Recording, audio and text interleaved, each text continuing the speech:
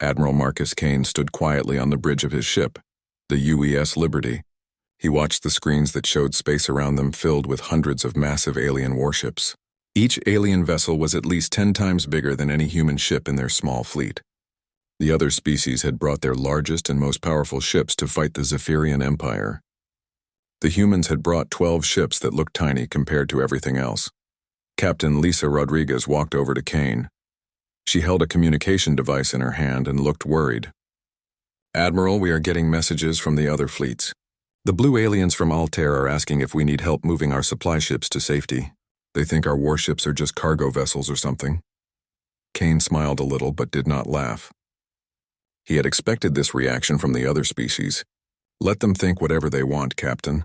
Are our ships ready for what comes next?" Rodriguez nodded. "Yes, sir. All 12 ships report they are prepared. The special equipment is working perfectly. Commander Helen Price says the new systems we installed are running without any problems. The human fleet had arrived at this meeting place 3 days ago.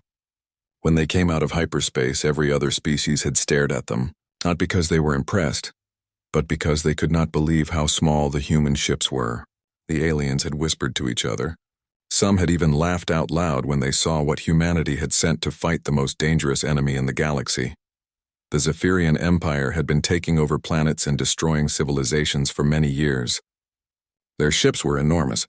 Each one was longer than the biggest cities on most worlds.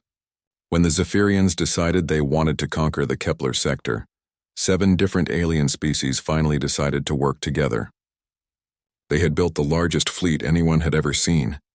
Over 300 massive warships from 6 different species now floated in space, preparing for the biggest battle in galactic history, and then the humans had shown up with 12 small ships. Lieutenant Commander Jake Morrison looked up from his control station. "Admiral, all our ships are in position. The Phantom, Wraith, and Shadow are running their special hiding systems. The enemy will not be able to see them when the time comes." Kane nodded. The human ships looked small and weak, but they carried technology that no other species knew about. For 20 years, the best human scientists and engineers had worked on a secret project. While other species built bigger ships with more powerful weapons, humans had chosen a completely different path.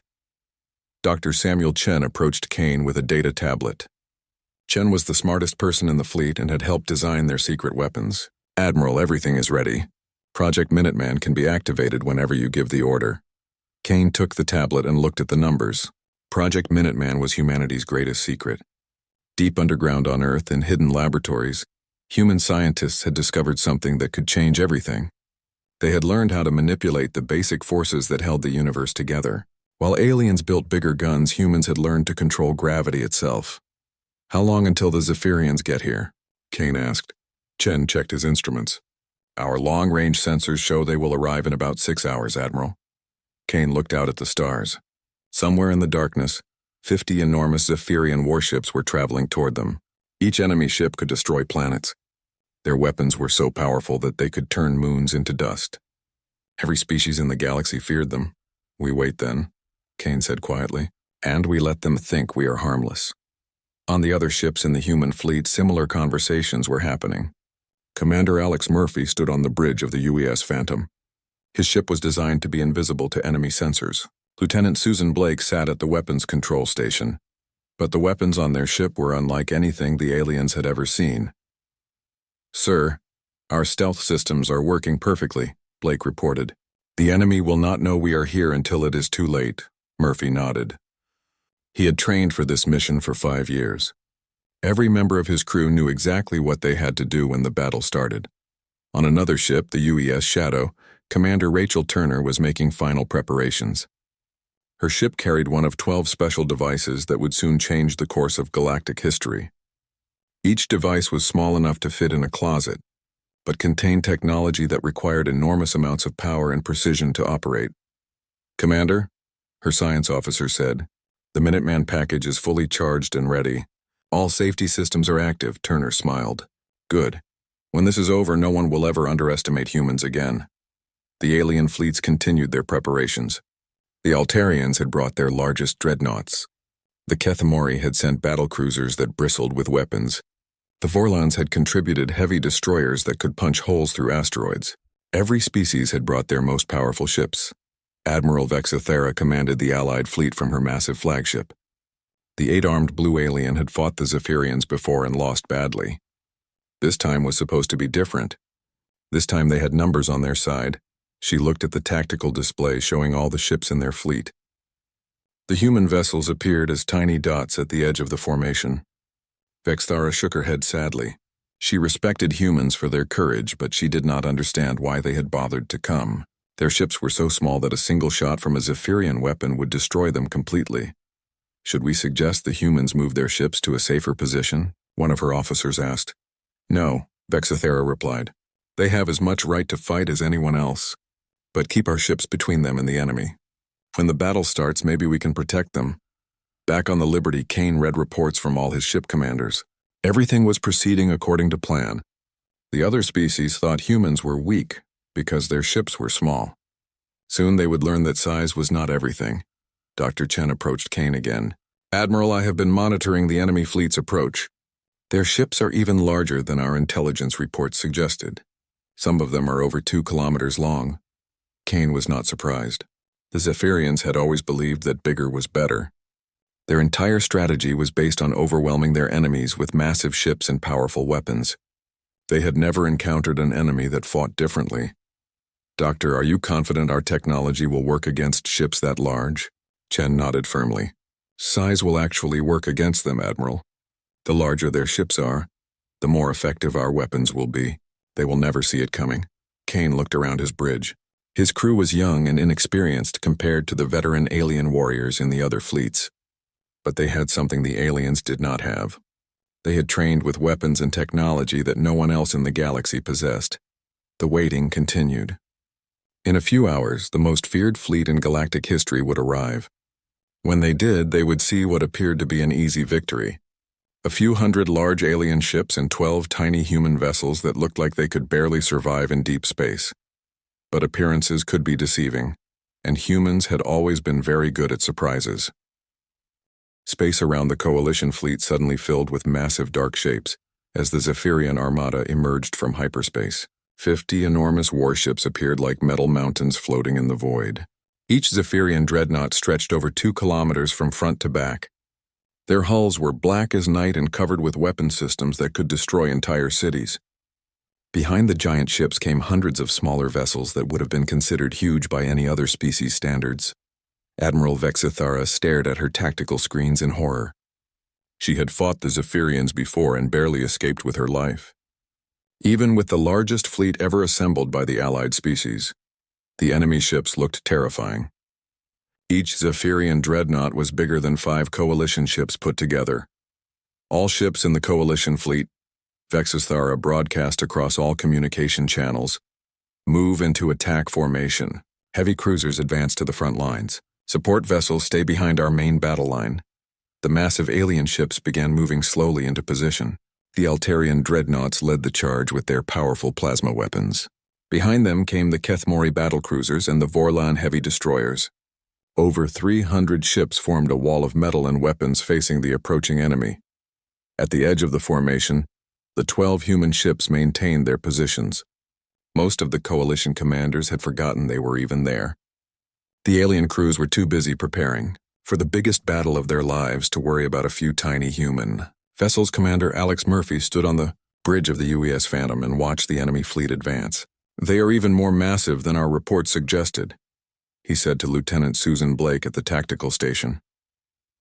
Size does not mean everything, sir, Blake replied while checking her instruments. All our stealth systems are working perfectly. The enemy cannot detect us, Murphy nodded. The Phantom was designed to be invisible to enemy sensors. Along with the other human ships, they could move through space without being seen by the Zephyrian detection systems. On the Liberty, Admiral Kane studied the enemy formation. The Zephyrians were advancing in their traditional attack pattern. They planned to smash through the center of the coalition line and split the Allied forces in half. It was a simple strategy that had worked for them many times before. Dr. Chen, Kane called to the chief scientist, are all our special packages ready for deployment? Yes, Admiral, Chen replied while checking his data screens. All 12 Minuteman devices are charged and waiting for your command. Kane opened a communication channel to Admiral Vexithera. This is Admiral Kane requesting permission to engage the enemy. There was a long pause before Vexithera answered. Her voice sounded confused and worried. Admiral Kane, your ships should stay in the rear area where it is safer. This battle will be decided by our capital ships with heavy weapons. I understand your concern, Admiral, Kane replied calmly, but I still request permission to attack the enemy. Another pause. Very well, Admiral Kane, but please be careful. Your ships look very fragile compared to what we are facing. Kane closed the communication channel and turned to his bridge crew. Signal all ships in our fleet. Operation Minuteman begins now. All vessels execute Attack Plan 7. Similar orders went out across the human fleet. On the UES Shadow, Commander Rachel Turner gave the command her crew had trained for over many months. On the UES Wraith, Commander Paul Davis prepared his people for what was about to happen. Sir, Lieutenant Morrison reported from his sensor station. All ships confirm they are ready. Minuteman packages are armed and tracking enemy targets. Kane watched as the Zephyrian fleet moved closer to optimal range. The massive alien ships began firing their opening attacks. Brilliant streams of plasma energy and exotic matter projectiles filled space between the two fleets. The weapons were powerful enough to punch through the strongest armor that most species could build. Now, Kane said quietly into his communicator. Throughout the human fleet, identical commands were given. 12 small ships suddenly blazed with energy signatures that made every sensor in the Coalition fleet scream warnings. But the humans were not powering up weapons. They were activating something far more dangerous than any gun or missile. Commander Laura Scott of the UES Viper watched her control panels as her ship's Minuteman package came online. Space around the Zephyrian fleet began to bend and twist as gravity itself was manipulated by human technology. The massive enemy ships suddenly found themselves caught in invisible forces that pulled at their hulls from different directions. Gravitational. Distortion field is stable, reported Lieutenant Danny Walsh from the science station. The Zephyrian ships are trapped in our gravity web. Admiral Kane observed the tactical display with satisfaction. The Zephyrian dreadnoughts had been moving forward like unstoppable metal giants just moments before. Now they were struggling against forces they could not see or understand. Their perfect formation began falling apart as ships fought against artificial gravity wells that pulled them in different directions. Begin Phase 2, Kane ordered. The second part of Operation Minuteman was even more devastating than the first. Each human ship began broadcasting a special signal that had taken 20 years for human scientists to develop. The signal created quantum interference that disrupted the exotic matter systems that powered all Zephyrian technology. Commander Ryan, Bell of the UES Thunder, watched in amazement as the nearest Zephyrian dreadnought began tilting to one side. Its engines stopped working properly as power fluctuations spread through the entire ship like a disease. Their weapons are shutting down, Lieutenant Kate Foster reported from her tactical station. Whatever powers their ships, we are disrupting it at the most basic level. On the Coalition flagship, Admiral Vexithera stared at her tactical screens in complete disbelief. The Zephyrian fleet that had been advancing like a wall of death was now floating helplessly in space. Their weapons were firing randomly without hitting anything. Their formation had broken into chaos. Their largest ships could barely maintain basic power. What did they do? Vexithera whispered to herself. All 8 of her arms were shaking with shock. What did the humans do to them? The answer came from Admiral Kane's voice over the Coalition command frequency. Admiral Vexithera, I recommend you order all ships to attack immediately while the enemy cannot fight back. But how is this possible? Vexithera asked. The Zephyrians have always relied on brute force and bigger weapons, Kane explained calmly while explosions lit up space around them. They never bothered to protect their power systems properly, because no other species had ever learned how to attack them this way. Humanity spent 20 years figuring out how to do exactly that. Commander Greg Adams of the UES Falcon coordinated the final phase of the first attack. All ships maintain gravitational interference patterns. Do not let the enemy ships adapt to our technology. The 12 human vessels had effectively disabled 50 Zephyrian dreadnoughts in less than 10 minutes. Ships that could destroy planets were now floating in space like broken toys. But Kane knew this advantage would not last forever. The Zephyrians were intelligent engineers who learned quickly from their mistakes. Coalition fleet, Kane broadcast to all Allied ships. Attack now while you have the chance. This opportunity will not last very long. Admiral Vexithera needed no further encouragement. She had waited her entire military career for a chance like this. All ships advance and attack immediately. Show no mercy. The Coalition fleet surged forward like hungry predators sensing wounded prey. 300 massive warships accelerated toward the helpless Zephyrian vessels, ready to finally get revenge for all the worlds that had been destroyed. The battle that followed was unlike anything anyone had ever seen in galactic history. The Coalition fleet rushed forward like a pack of wolves attacking wounded prey. Altarian plasma cannons fired continuously at Zephyrian hulls that could no longer regenerate their protective shields. Kethmori torpedo swarms overwhelmed enemy point defense systems that could barely track moving targets. Vorlon energy beams cut through armor plating that had been designed to withstand planet-killing weapons. But Admiral Kane knew this victory was temporary. He watched the tactical displays carefully while explosions lit up space around the disabled Zephyrian ships. The enemy fleet looked helpless now, but Kane understood that appearances could change very quickly. Dr. Chen, Kane called to the chief scientist who was monitoring enemy ship status. How much time do we have before they find a way to counter our technology? Chen studied his instruments with growing concern. Based on what we know about their engineering capabilities, I estimate they will develop countermeasures within 2 to 3 hours. However, their repair teams are working much faster than we expected. Kane nodded grimly. He had always known that the Zephyrians were brilliant engineers. No species became the most feared empire in the galaxy by being slow to solve problems. On his main viewing screen, Kane could see that several enemy vessels were already showing signs of recovery. Emergency power systems were coming back online, and some ships were beginning to stabilize their positions in space. Commander Jennifer Cruz of the UES Ranger sent an urgent report. Admiral, we are detecting modification attempts on multiple Zephyrian ships. Their engineering teams are trying to develop immunity to our quantum interference signals. Kane had expected this development. The Zephyrians would not stay helpless for long. All Minuteman operators prepare for Phase 3 of our mission. Phase 3 was the most dangerous part of Operation Minuteman. Each human ship would have to approach the massive Zephyrian vessels directly.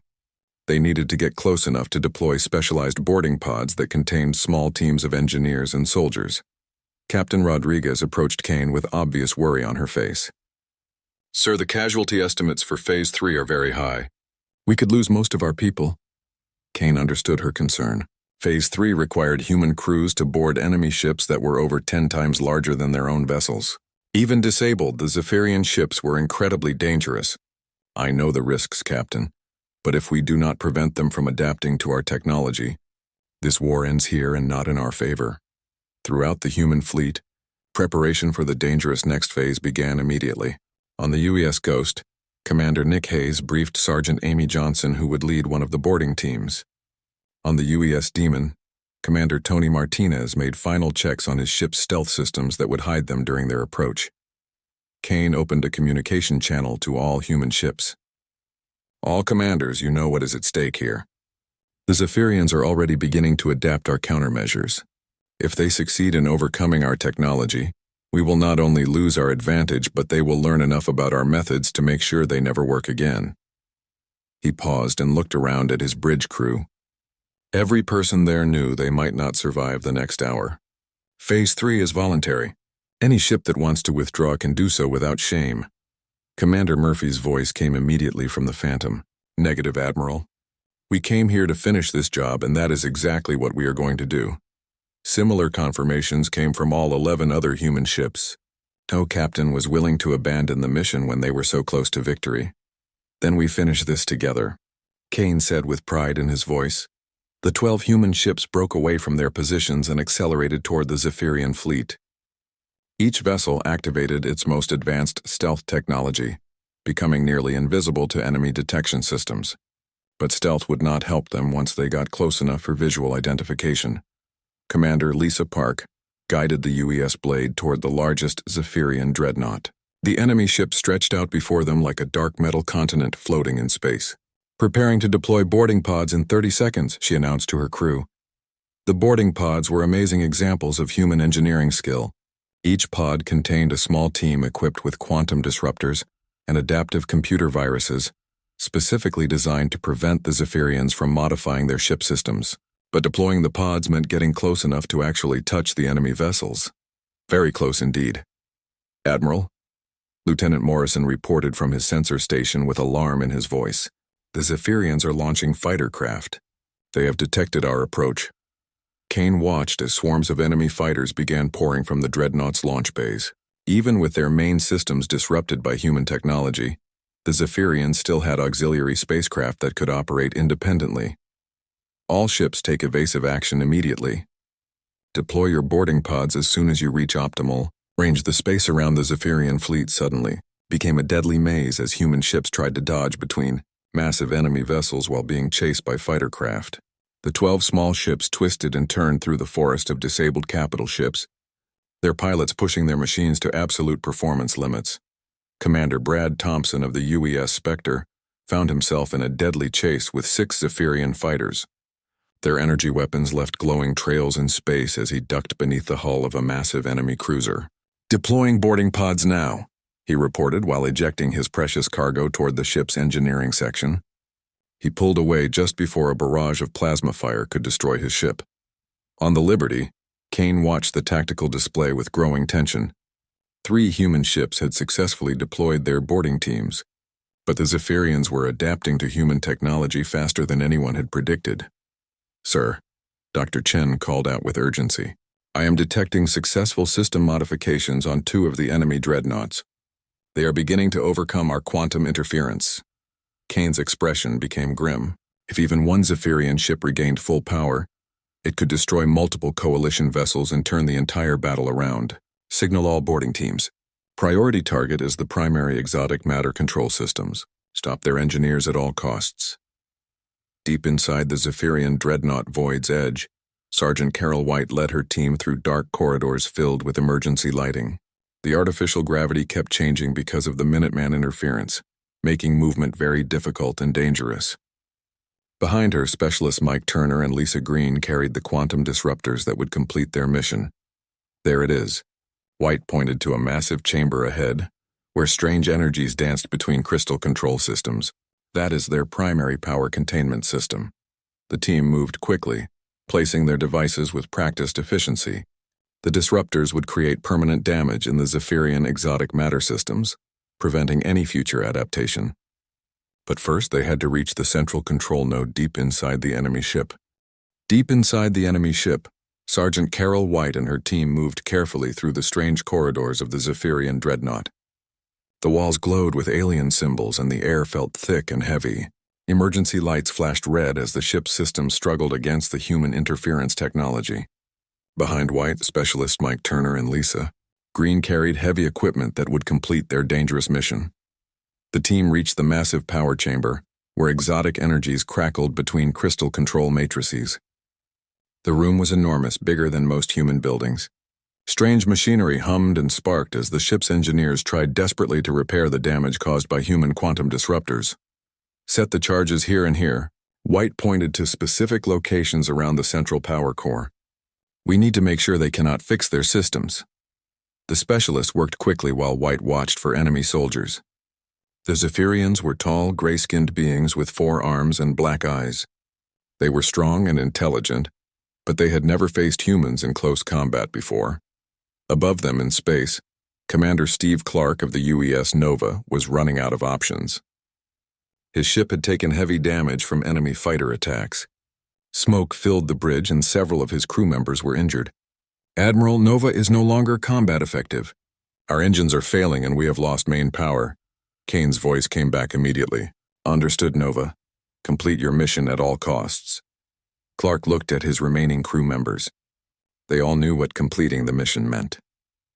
They would have to stay close to the enemy ship until their boarding team finished the job, even if it meant certain death. In space around the Zephyrian fleet, the situation was becoming more dangerous every minute. Several enemy ships had regained partial power and were bringing their weapons back online. Coalition vessels found themselves facing renewed resistance as plasma beams began finding their targets again. But the human boarding teams were doing their work inside the enemy ships. One by one, reports came in of successful sabotage operations. The special computer viruses were spreading through Zephyrian systems while the quantum disruptors created permanent damage to their exotic matter technology. Commander Julie Ross of The UES Comet was the first to report complete success. Admiral, Comet boarding team has successfully destroyed primary systems on the dreadnought Herald of Destruction. That ship will never fight again. Similar reports began coming in from other human ships. The Zephyrian attempts to adapt were being systematically destroyed by small teams of human engineers and soldiers working deep inside enemy vessels. Admiral Kane felt a moment of hope. Perhaps they could actually win this impossible battle. All ships begin withdrawal to safe distance. Let the coalition forces finish destroying the enemy fleet.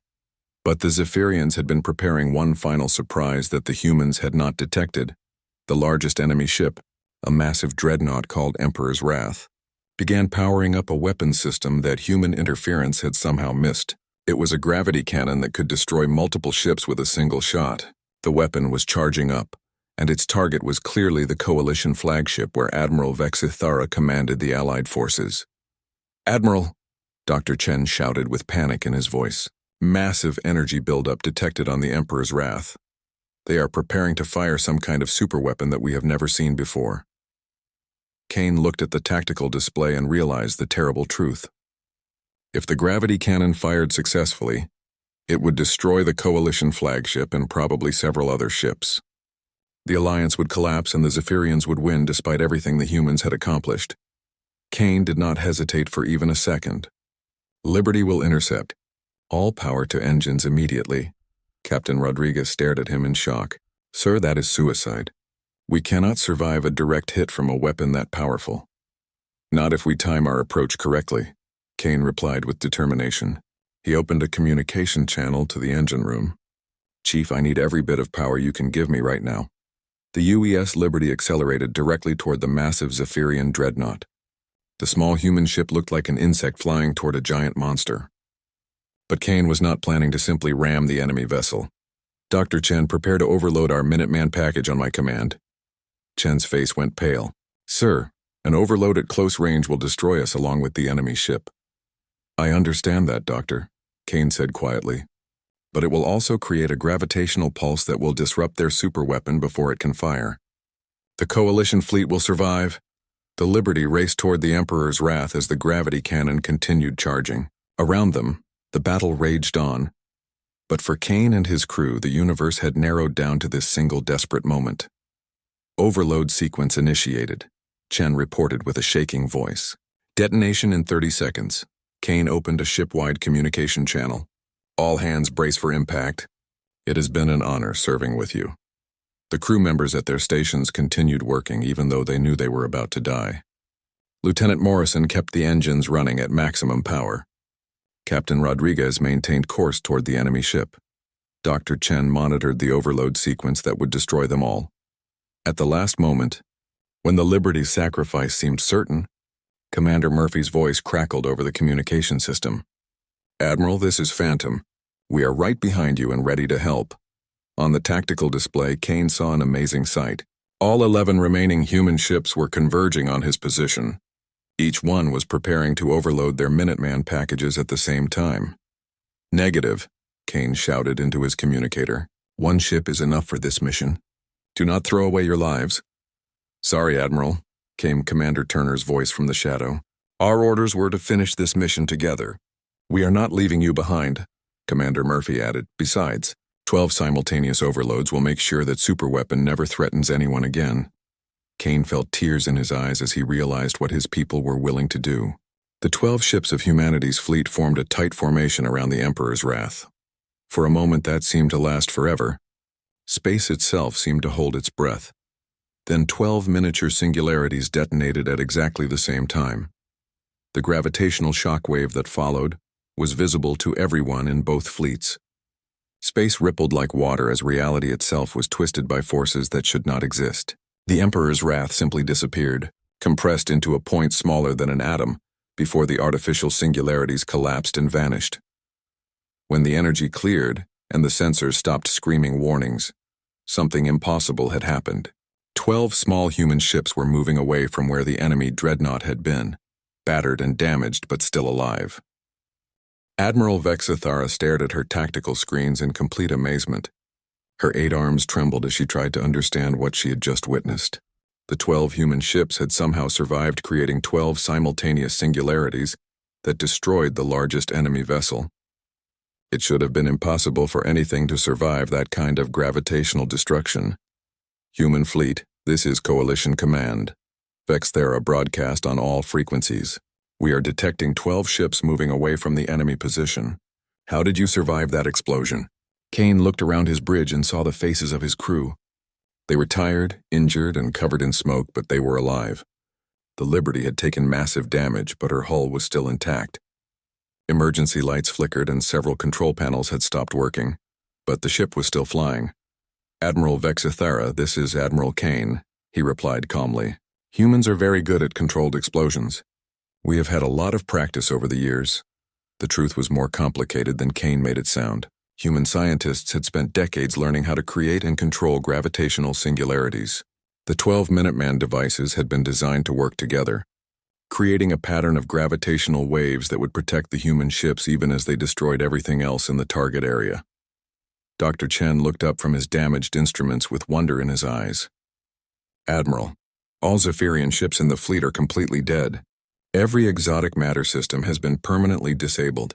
They are floating in space like empty metal shells. Kane nodded with satisfaction. The most feared fleet in galactic history was now nothing more than scrap metal drifting through space. 50 massive dreadnoughts that could destroy planets were now helpless hulks that could barely maintain life support. Throughout the Coalition fleet, similar scenes of amazement were taking place. Alien commanders who had laughed at the tiny human ships just hours before were now staring at their screens in disbelief. The humans had accomplished something that no one thought was possible. Captain Rodriguez approached Kane with a damage report. Sir, we have lost main engines and most of our weapon systems.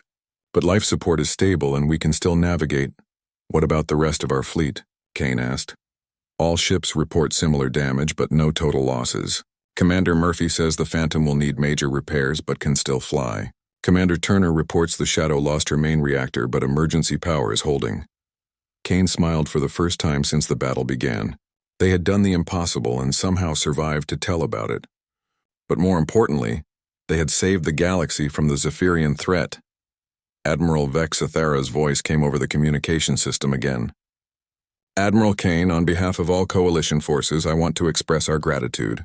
Your ships have achieved what we thought was impossible.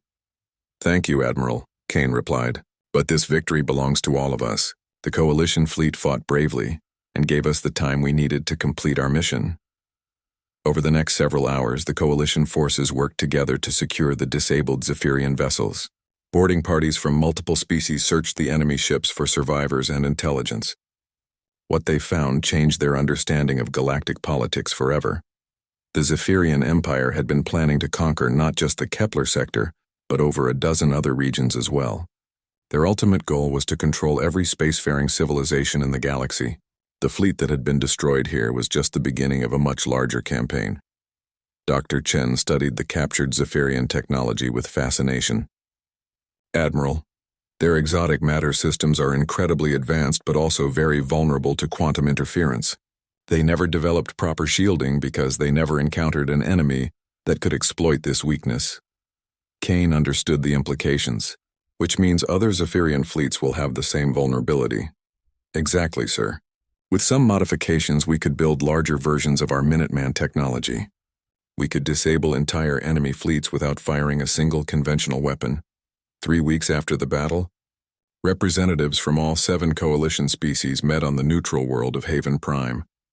The victory over the Zephyrian fleet had sent shockwaves throughout the galaxy. Other aggressive empires suddenly found themselves reconsidering their expansion plans. Admiral Kane stood before the assembled delegates and presented humanity's proposal. We are willing to share our gravitational manipulation technology with all Coalition members. But we ask for something in return. Admiral Vexthera spoke for the group. Name your terms, Admiral Kane. After what your people have done, we will consider any reasonable request. We want full membership in the Galactic Council and recognition of human sovereignty over our territory. We also want to establish joint research facilities to develop new defensive technologies. The negotiations took several days, but the outcome was never really in doubt. Humanity had proven that they belonged among the major powers of the galaxy. The species that had been ignored and laughed at were now respected and feared. 6 months later, the Zephyrian Empire formally surrendered. Their military power had been broken by 12 small ships that everyone had underestimated. Peace treaties were signed and trade agreements were established. The galaxy entered a new era of cooperation and mutual defense. Admiral Kane retired from active duty and became the first human ambassador to the Galactic Council. Dr. Chen led a team of scientists from multiple species in developing new technologies based on gravitational manipulation. The other human ship commanders became heroes whose names were remembered throughout the galaxy. Commander Murphy established the first joint training academy, where humans taught other species about advanced engineering. Commander Turner became an ambassador to the Kethmori Republic. Commander Davis founded a research institute dedicated to peaceful uses of exotic matter technology. The 12 ships of humanity's fleet were retired and placed in a museum on Earth. Visitors from across the galaxy came to see the small vessels that had changed galactic history. Children of many species learned about the day when size did not matter and cleverness defeated brute force. Years later, when new threats emerged from the outer reaches of the galaxy, the coalition was ready. Human gravitational technology had been improved and expanded. Massive defense stations protected key worlds and trade routes. The galaxy had learned an important lesson about working together and respecting all species regardless of their apparent strength. And most importantly, no one ever laughed at a human fleet again. The species that had been underestimated had proven that the smallest packages sometimes contained the greatest surprises. Humanity had earned its place among the stars through courage, intelligence, and the willingness to sacrifice everything for the greater good.